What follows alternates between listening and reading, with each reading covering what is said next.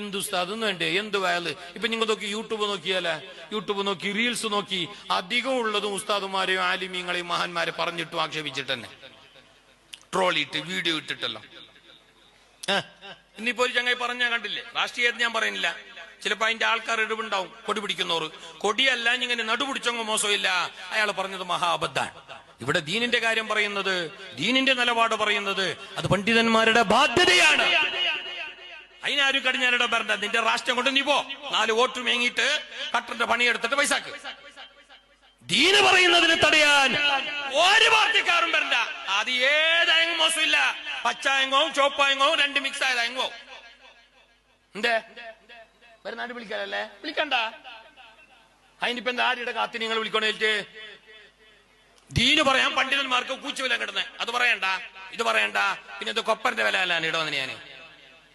പിന്നെ ഇതിനെ വിളിപ്പിച്ചേ മഹാന്മാർ കണ്ടില്ല. ഇന്നിപ്പോ മഹാന്മാർ, സുന്നത്ത് ജമാഅത്തിന്റെ വലിയവരായ മഹാന്മാർ, അള്ളാഹു അവർക്കൊക്കെ ആഫിയത്തുള്ള ദീർഘായുസ്സേറ്റി കൊടുക്കട്ടെ. ഈ ഉമ്മത്തിന് വലിയ നേതൃത്വം നൽകാൻ അള്ളാഹു അവർക്കൊക്കെ തൗഫീഖ് ഏറ്റി കൊടുക്കട്ടെ.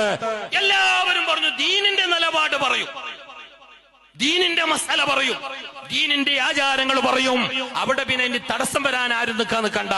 അത് നിങ്ങളോടല്ല, അത് ഈ ദീൻ ഉൾക്കൊള്ളുന്നവരോട്, ഈ ദീൻ അംഗീകരിക്കുന്നവരോട്, ഈ ദീന് സ്വീകരിക്കുന്നവരോട് ഇരിക്കട്ടെ. ഏതായാലും ദീനിന്റെ ആചാരങ്ങളെ, ദീനിന്റെ മഹാന്മാരായ ആളുകളെ ചെറുതാക്കി പറയണ്ട. അങ്ങനെ എങ്ങാനും നിന്റെ വായിൽ അവരെ നിസ്സാരമാക്കുന്ന വാക്ക് വന്നു പോയാൽ പിന്നെ അത് നിന്റെ അധപതനത്തിന്റെ തുടക്കമാണ്, നിന്റെ നാശത്തിന്റെ തുടക്കമാണ്, നിന്റെ ഒടുക്കത്തിന്റെ തുടക്കമാണ്. ജാഗ്രത, അത് അധപകേടിന്റെ വാക്കാണ്. ഇതെല്ലാം വേണ. എന്തു മൊയിലാറ് അല്ല, തങ്ങ ചെല്ലല്ലേ?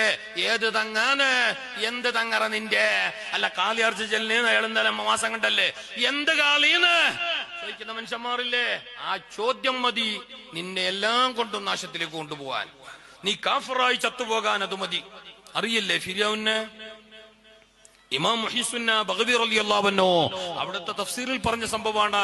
സനദ് മുത്തസിലാണ്, ഡിങ്കന്റെ കഥയല്ല, സാങ്കല്പിക കഥയല്ല, ഐതിഹ്യ പുരാണം പറയുന്നതല്ല, നിങ്ങളെ പേടിപ്പിക്കാൻ വേണ്ടിയിട്ട് പിന്നെ വലക്ക കാട്ടുന്നതല്ല. മഹാന്മാർ പറയുകയാ, ബീവി ആസിയ